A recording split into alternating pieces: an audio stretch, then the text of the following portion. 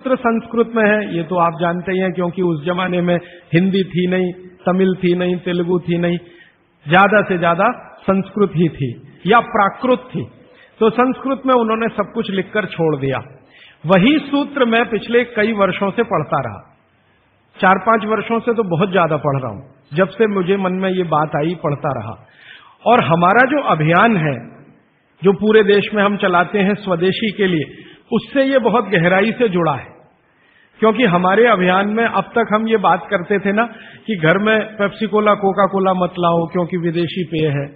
फिर मैं ये भी कहता था ये पीने लायक नहीं है, टॉयलेट क्लीनर है। बहुत साल पहले मैं बोल के गया था चेन्नई में, अब सरकार ने भी मान लिया है कि टॉयलेट क्लीनर है और वैज्ञानिकों ने सिद्ध कर दिया है कि टॉयलेट क्लीनर है। तो ये बातें हम स्वदेशी अभियान में जोड़कर चलते थे। जब मुझे पता चला कि इसी स्वदेशी अभियान का एक बड़ा हिस्सा है पेप्सी कोका कोला भारत से धन लूटकर अमेरिका ले जा रहा है, ऐसे एलोपैथी चिकित्सा की दवाएं बनाकर कंपनियां उससे भी ज्यादा लूट कर ले जा रहे। एक अमेरिकन कंपनी है, उसका नाम है प्रॉक्टर एंड गैम्बल। उसकी बैलेंस शीट मैंने देखी तो उनका मुनाफे का प्रतिशत 20,000 है, माने 20,000% प्रॉफिट कमा रहे हैं वो भारत में। पेप्सी कोका कोला तो 1000% पे काम कर रहे हैं, प्रॉक्टर एंड गैम्बल 20,000% पे काम कर रहे हैं। एक अमेरिकन कंपनी है एली लिली, उनका प्रॉफिट परसेंटेज 35,000 है, 35,000% मुनाफा कमा रहे हैं वो भारत में। तो ध्यान में आया कि विदेशी कंपनियां पेप्सी कोका कोला बेचकर जितना धन कमा रही हैं, उससे कई गुना ज्यादा एलोपैथी की दवाएं बेचकर कमा रही हैं। और उस धन को कमाने में भारत के चिकित्सक उनकी थोड़ी मदद कर रहे हैं, क्योंकि वो उन्हीं दवाओं का प्रिस्क्रिप्शन लिख रहे हैं जो ये कंपनियां बेच रहे हैं। मैंने बहुत सारे चिकित्सकों से ये पूछने का लगातार प्रयास किया है कि आप इसी कंपनी की दवाएं क्यों लिखते हैं। मान लो एक चिकित्सक है, बहुत पैसे वाला है, प्रॉक्टर एंड गैम्बल की ही दवाएं लिखता है। बंबई में मैंने ये ज्यादा काम किया। और एक है वो एली लिली की ही लिखता है, एक है सेंडोज की ही लिखता है, एक सीबागाइगी की ही लिखता है।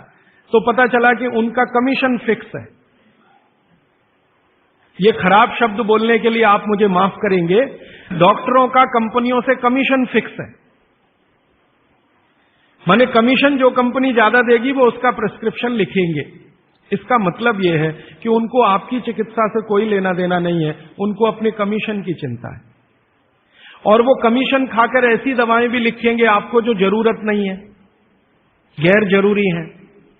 अक्सर आपने देखा है कि एक साथ कोई डॉक्टर का प्रिस्क्रिप्शन है, 18-20 गोलियां लिखी हुई हैं, 4 सुबह 4 दोपहर 4 शाम 4 रात गोलियां ऐसे खिलाते हैं जैसे सब्जियां खाएं हम। और वो तो कहते हैं कि सब्जी वब्जी खाओ ही मत, गोलियां ही खाते रहो। हाँ, विटामिन बी के लिए भी गोली खा लो, विटामिन सी के लिए भी गोली खा लो, विटामिन ए के लिए भी गोली खा लो, और गोली से भी ज्यादा इंजेक्शन लगवा लो। और अब तो उन्होंने पता नहीं क्या क्या सब बना दिया। माने जो प्रकृति हमें दे रही है उसके चक्कर में न फंस के ये गोलियों के चक्कर में फंसो, ताकि कंपनी का माल बिके, ताकि उनका भी कमीशन बढ़े। ये पूरे देश में चल रहा है, कहीं ज्यादा कहीं कम। मैं आपको विनम्रतापूर्वक ये कहने आया कि जिस चिकित्सक को भगवान मानकर आप उसके पास जाते हैं, पैसे भी देते हैं, फीस भी देते हैं, लेकिन वो दवा आपको देता है कमीशन के आधार पर कि ज्यादा कमीशन है तो ये दवा लिखनी है, नहीं तो नहीं लिखनी। और भारत की सरकार बिल्कुल भी फेल हो चुकी है इस कमीशन खोरी को रोकने में। और मेडिकल काउंसिल ऑफ इंडिया के पास ऐसा कोई कार्यक्रम नहीं है कि डॉक्टरों की कमीशन खोरी पर वो कंट्रोल कर सके। जो शपथ लेकर डॉक्टर निकल रहे हैं उसके ठीक उल्टे काम वो अपने जीवन में कर रहे हैं। एक शपथ उनको दिलाई जाती है, वो शपथ लेकर निकलते हैं, उसमें बड़ी बड़ी बातें हैं, लेकिन जीवन ठीक उसका उल्टा है। तो ये सब बातों को ध्यान में रखकर मुझे ऐसा लगा कि भागवत जी की बात जो वो कहते हैं कि 85% जो जीवन की चिकित्सा है वो हर व्यक्ति स्वयं कर सकता है, 15% के हिस्से में विशेषज्ञ की जरूरत है। तो मुझे लगा कि जो 85% है वो तो जानो। और वो जानने के लिए 5-6 साल जो काम किया मैंने, उसमें से कुछ सूत्र मैंने निकाले। भागवत जी के 7000 सूत्र हैं, सभी सूत्रों पे बात करूं तो कम से कम तो महीना सवा महीना लगता है, वो भी रोज 3 घंटे बात करूं तो मैंने कहा और सोचा कि इतना समय किसी के पास भी नहीं है और शायद मेरे पास भी नहीं है, तो इनमें से कुछ सूत्र हैं जो बहुत जरूरी लगते हैं, वो निकालो। तो भारत में जैसे मैंने हार्डीकर जी का नाम लिया, उनकी मैंने मदद ली इसमें, और हार्डीकर जी के बराबर के कई ऐसे वैद्य हैं, उनकी मदद मैंने ली, और मैंने कहा कि आप मुझे बताओ ये सूत्र, ये सूत्र, ये सूत्र, ये सूत्र बहुत ही जरूरी है, बिना इसके आदमी का जीवन ही नहीं चलेगा, ये पहले मुझे बता दो। तो उन्होंने बताना शुरू किया, तो वो 7,000 से घट के 3,000 तक आए। फिर मैंने कहा ये 3,000 में मुझे बताओ, तो 3,000 से 1,000 पर आए, फिर 500 पर आए, फिर 500 से 50 पर आ गए। और वो 50 के बाद भी उन्होंने कहा अगर तुम ये 50 भी नहीं बता सकते तो ये 15 तो जरूर बता दो। तो मैं तो आपको 50 तो कम से कम बताने ही वाला हूं, क्योंकि अगले 5-6 दिन मेरे पास समय है, लेकिन उन 50 में जो 15 हैं वो सबसे महत्वपूर्ण हैं। भागवत जी खुद मानते हैं, और उनके नीचे के जितने भी विशेषज्ञ हुए हैं पिछले हजारों सालों में, वो भी मानते हैं कि ये सबसे महत्वपूर्ण सूत्र है। उसमें से पहला सूत्र मैं बात शुरू करता हूं। आपके पास अगर कागज पेन हो तो जरूर निकाल लीजिए, नोटबुक है तो बहुत अच्छा होगा, डायरी है तो बहुत ही अच्छा होगा, क्योंकि पता नहीं दोबारा कब कौन व्यक्ति इस विषय पर आपसे बात करने आएगा। और अगर नहीं है कागज पेन कॉपी तो भी चिंता मत करिए, क्योंकि मैंने पिछले कुछ वर्षों में काम करते करते ये सूत्रों को किताब में भी लिख डाला है। मैंने किताब बना दी है, भागवत संहिता जो है, माने भागवत जी की अष्टांग हृदयम और अष्टांग संग्रम, इनके सूत्रों को कलेक्ट करके, सेलेक्ट करके 3 भाग में एक पुस्तक बनाई है, पार्ट 1, पार्ट 2, पार्ट 3, अष्टांग हृदयम, भाग 1, भाग 2, भाग 3। मूल लेखक भागवत जी हैं, मैंने सिर्फ सिलेक्शन किया है, और सिलेक्शन के साथ आज के हिसाब से उसको थोड़ा विश्लेषित किया है। जैसे मैं एक उदाहरण दूं तो आपको मेरी बात समझ में आए। भागवत जी ने एक सूत्र लिखा, अब मैं संस्कृत में बात नहीं करूंगा क्योंकि समय बढ़ जाएगा।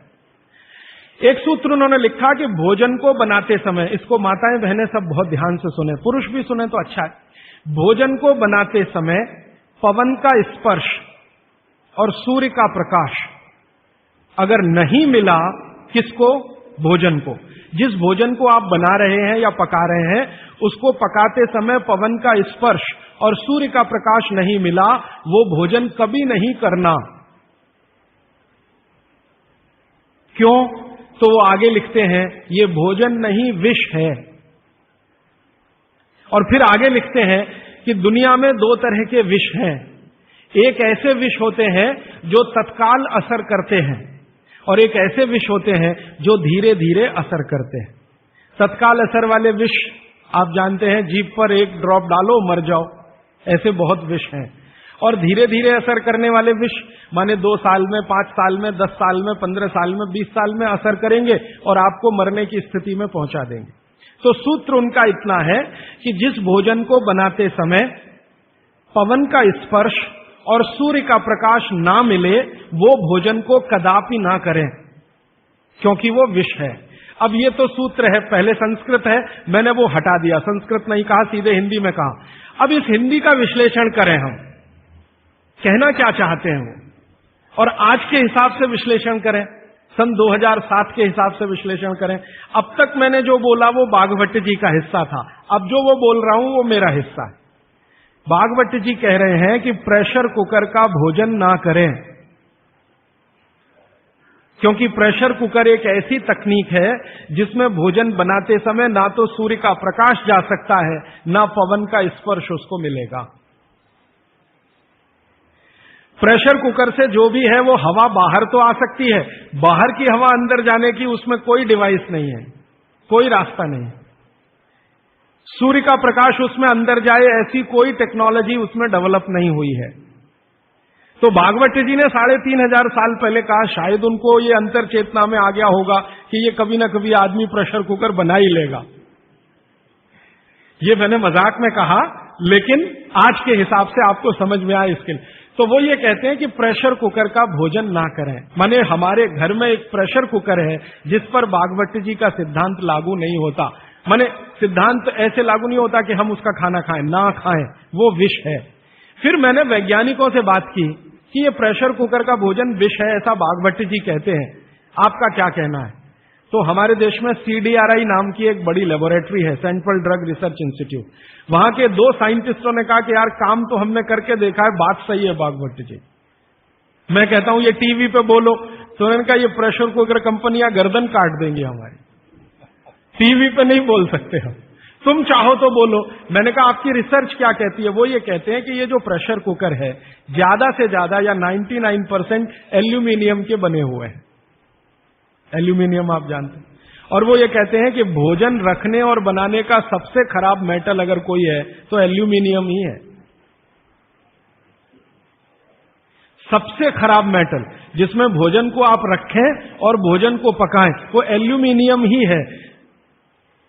और दोनों वैज्ञानिक, वो कहते हैं नाम नहीं लेना हमारा, इसलिए मैं नहीं ले रहा हूं, वो ये कहते हैं कि हमारा 18 साल का रिसर्च ये कहता है कि अगर इस एल्यूमिनियम के प्रेशर कुकर का खाना बार बार आप खाते जाओ तो गारंटी है कि आपको डायबिटीज तो हो ही जाएगा, अर्थराइटिस तो हो ही जाएगा, ब्रोंकाइटिस भी होने की पूरी संभावना है और सबसे ज्यादा टीबी होने की संभावना है। अस्थमा, टीबी, ये सब होने की संभावना। मैं पूछा आपने अब तक कितनी बीमारियों को डिटेक्ट किया? तो उन्होंने कहा 48 बीमारियों को हम डिटेक्ट कर चुके हैं जो प्रेशर कुकर के खाने से ही होती हैं।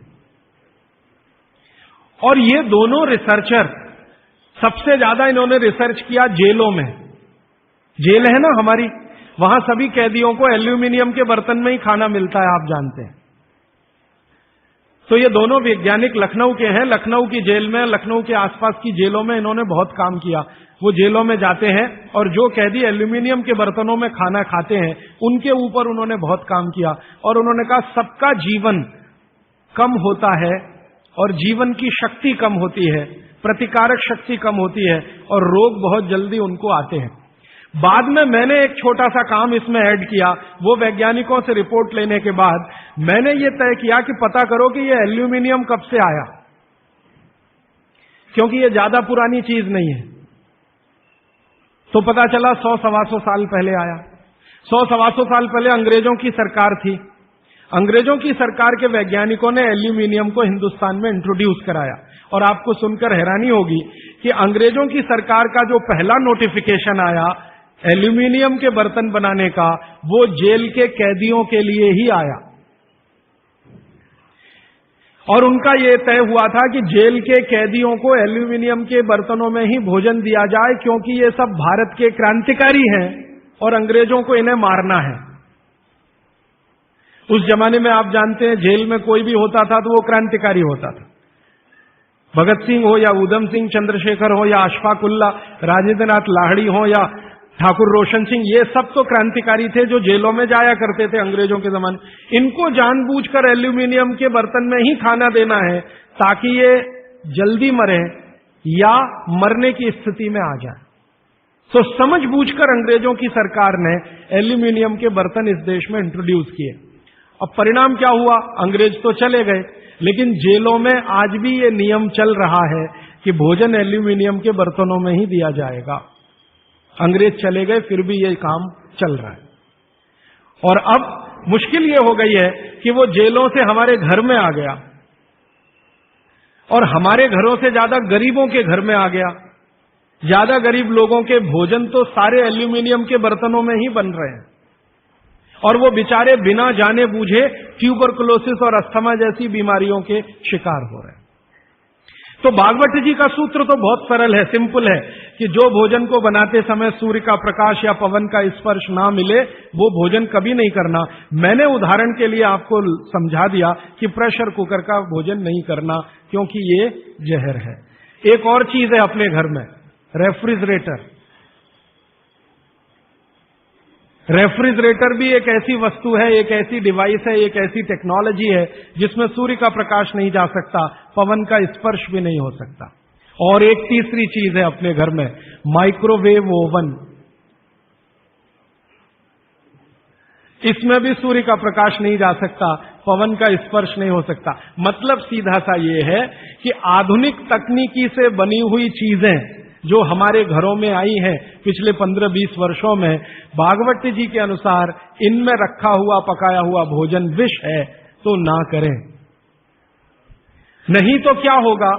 आप कहेंगे जी हम तो करेंगे, हम तो छोड़ नहीं सकते प्रेशर कुकर को, हम तो छोड़ नहीं सकते रेफ्रिजरेटर को, हम तो छोड़ नहीं सकते माइक्रोवेव ओवन को, क्योंकि इसमें भोजन से समय बचता है।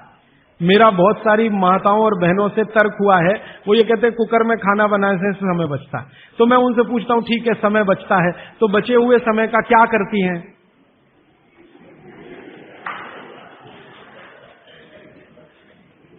तो ज्यादातर माताओं बहनों का उत्तर है सास भी कभी बहू देखते हैं। इधर प्रेशर कुकर में खाना बना के समय बचा, फिर हमने टीवी के सामने वो समय इन्वेस्ट कर दिया, तो नेट रिजल्ट क्या?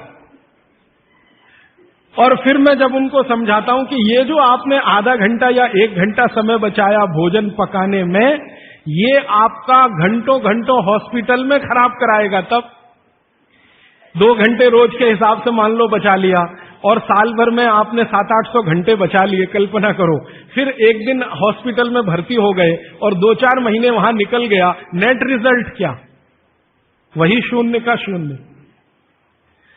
तो ये एक सूत्र है जिस पर मैं आपसे बात कर रहा हूं कि भोजन को बनाते समय, पकाते समय कोई ऐसी वस्तु जहां सूर्य का प्रकाश ना जाता हो, पवन का स्पर्श ना होता हो, वो ना करें। अब इसमें विश्लेषण की जरूरत है। भागवती जी तो लिख के चले गए, अब ये क्यों का जवाब हमें ढूंढना है, और इसमें जरूरत हो तो आधुनिक विज्ञान की मदद भी लेनी है। मॉडर्न साइंस ने कुछ लॉजिक डेवलप किए हैं, कुछ ऑब्जर्वेशंस उन्होंने दिए हैं, तो उनकी मदद से ये क्यों ना करें, क्या कारण है, यहां से अब बात मैं शुरू करता हूं। आधुनिक विज्ञान क्या कहता है प्रेशर कुकर के बारे में, ये जाने। प्रेशर कुकर एक ऐसी टेक्नोलॉजी है जो खाने को जल्दी पकाती है, ये है सीधा सा मतलब।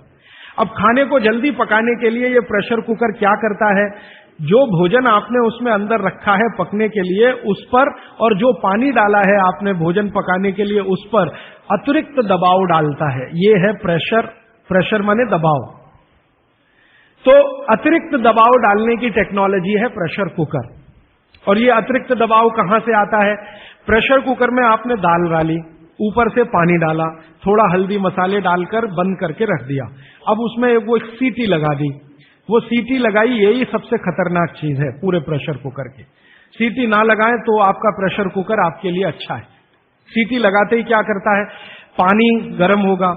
आप जानते हैं पानी गर्म होने से वाष्पीकरण शुरू होता है, वेपराइजेशन शुरू होता है। तो पानी की वाष्प प्रेशर कुकर में चारों तरफ इकट्ठी हुई, वो वाष्प जो है ना वो दबाव डालती है। किस पर? दाल पर, चावल पर, सब्जी पर। ये दबाव डाल के होता क्या है, दाल, एक कल्पना करिए अरहर की दाल, थोड़ी देर के लिए कल्पना, अरहर की दाल के छोटे छोटे टुकड़े, एक दाल को तोड़कर 2 टुकड़े, जिसको द्विदल कहते हैं। जैन समाज के लोग तुरंत समझ में आ जाएंगे। द्विदल, चने की दाल, अरहर की दाल, ये सब द्विदल है। इसको तोड़कर आपने दाल बनाई है। अब ये दाल पानी में पड़ी है, नीचे से गर्म और ऊपर से भाप का दबाव, तो ये दाल जो है ना फट जाती है। फटना समझते हैं? वो दरकना शुरू हो जाता है। उसके अंदर के जो मॉलिक्यूल हैं, दाल के अंदर जो अणु हैं, वो अणु एक दूसरे को जो जकड़कर बैठे हुए हैं, ये पानी का प्रेशर उन अणुओं को तोड़ता है और दाल दरकना शुरू होती है। वो दाल दरक जाती है और पानी इतना गर्म होता है तो उबल जाती है, पकती नहीं है, उबलती है। पकना और उबलने में अंतर है। तो उबल जाती है और दरक जाती है। आप खोलते हैं, 5 मिनट बाद आपको लगता है दाल पक गई है। पक नहीं गई है, वो थोड़ी सॉफ्ट हो गई है, नरम हो गई है, क्योंकि नीचे से गर्मी पड़ी, ऊपर से प्रेशर पड़ा वाष्प का, वो पकी नहीं है, उबल गई है और उसका सॉफ्टनेस बढ़ गई है। तो आपने खा लिया तो आपने कहा पकी हुई दाल खा ली। माफ करिए, दाल पकी हुई नहीं है। फिर आप बोलेंगे जी पकी हुई दाल और इस दाल में क्या अंतर है? पकी हुई दाल का आयुर्वेद में एक सिद्धांत है। आयुर्वेद में वैसे सभी सिद्धांत हैं, उसमें से एक मैं आपसे बता रहा हूं। आयुर्वेद चिकित्सा ये कहती है कि जिस वस्तु को खेत में पकने में जितना ज्यादा समय लगता है, जिस वस्तु को पकने में खेत में जितना ज्यादा समय लगता है, भोजन रूप में पकने में भी उसको ज्यादा समय लगता है। अब अरहर की दाल की बात करें, आप में से थोड़ा भी गांव से जुड़ा हुआ कोई व्यक्ति होगा तो आप जानते हैं अरहर की दाल को खेत में पकने में कम से कम 7 से 8 महीने लगता है। कम से कम 7 से 8 महीना लगता है। क्यों?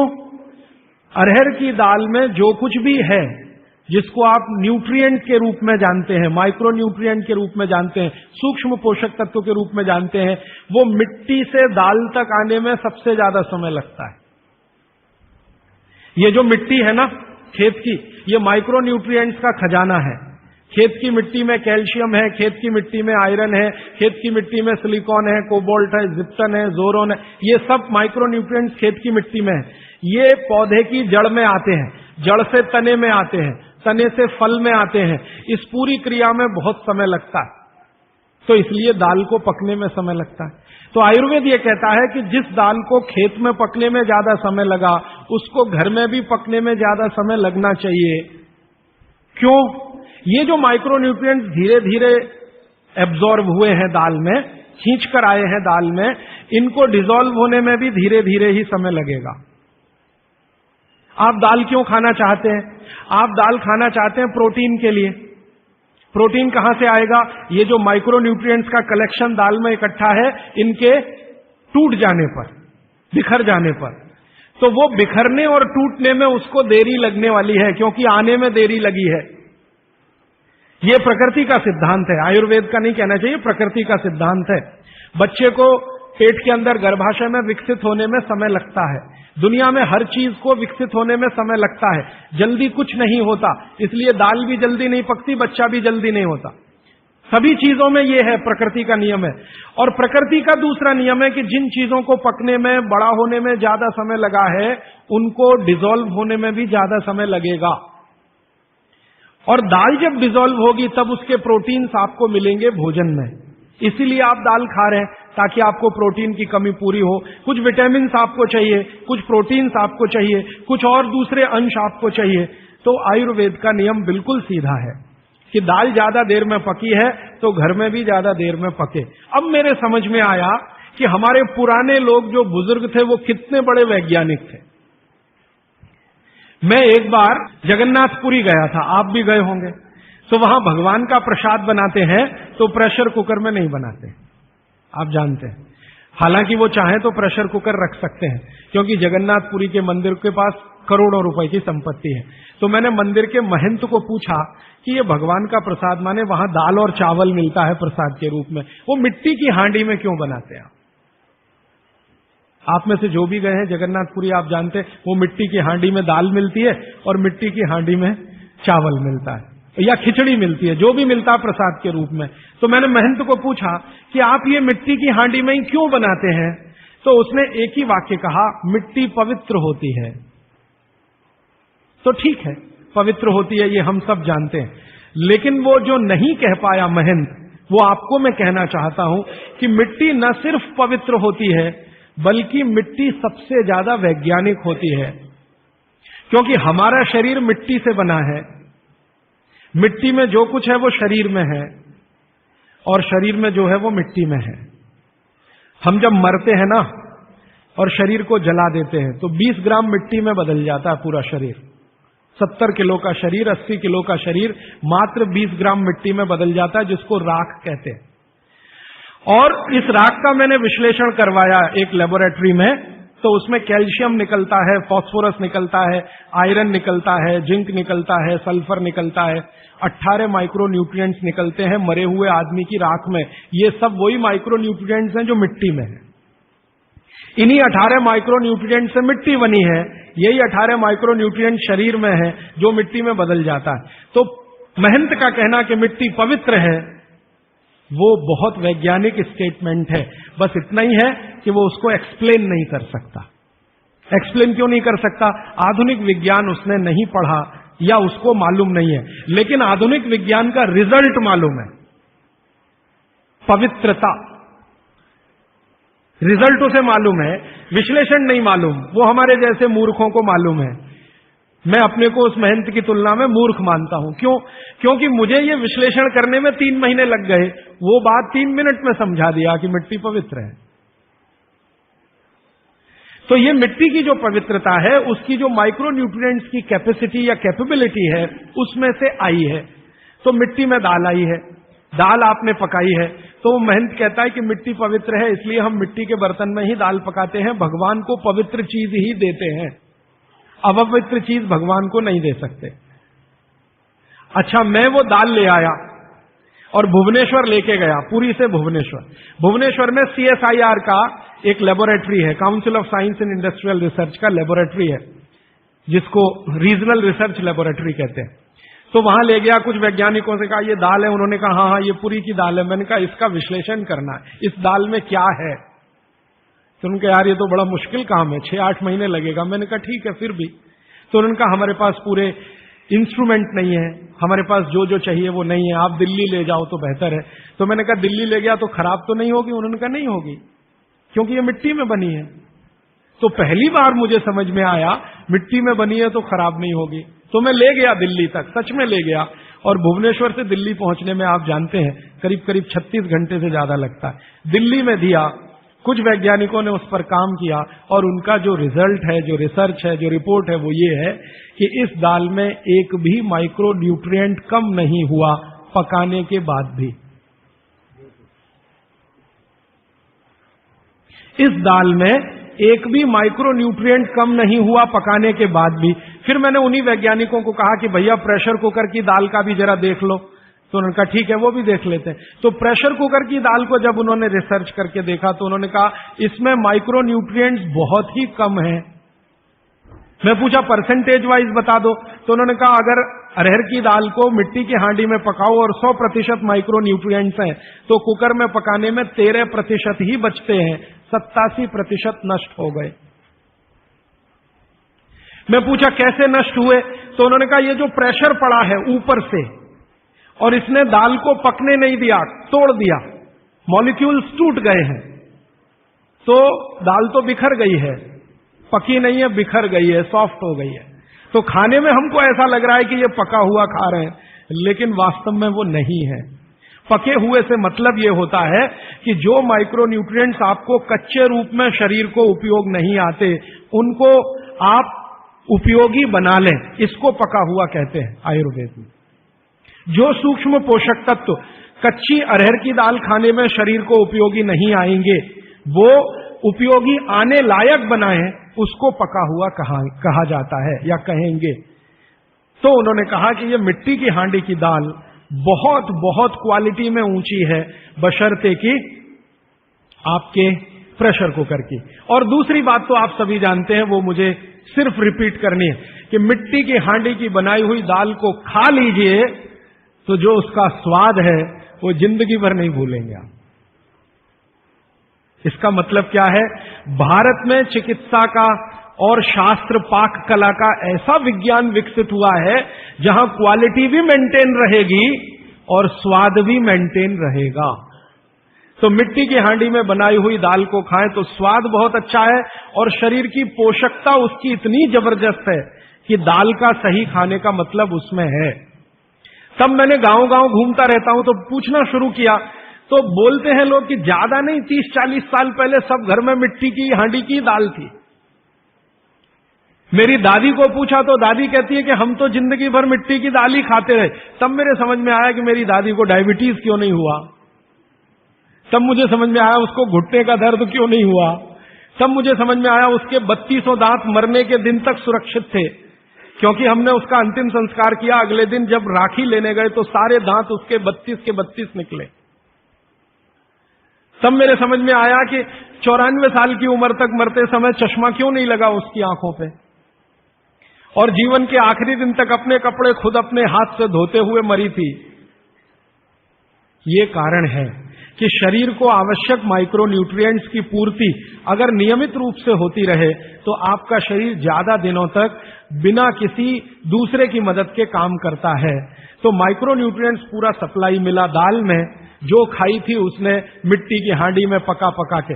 और न सिर्फ दाल पकाती थी वो मिट्टी की हांडी में, बल्कि दूध भी मिट्टी की हांडी में पकाती थी, घी भी मिट्टी की हांडी से ही निकालती थी, दही का मट्ठा भी मिट्टी की हांडी में ही बनता था। अब मेरे समझ में आया कि हजारों साल से मिट्टी के बर्तन क्यों इस देश में आए।